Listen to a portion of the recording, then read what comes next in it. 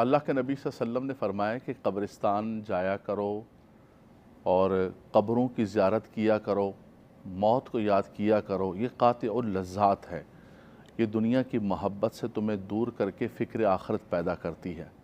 کفا بالموت واعظا، فرمایا سب سے بڑا جو واعظ ہے وہ موت ہے۔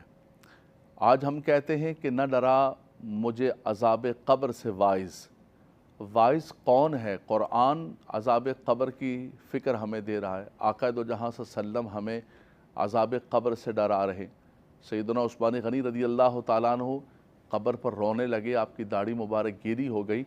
فرمایا کیوں رو رہے ہیں؟ کہا اللہ کے نبی صلی اللہ علیہ وسلم نے فرمایا کہ القبر اول منزل من منازل الاخرہ، فرمایا یہ قبر آخرت کی منازل میں سے پہلی منزل ہے۔ فرمایا قبرستان جاؤ تو عبرت حاصل کرو، میت کو دیکھو تو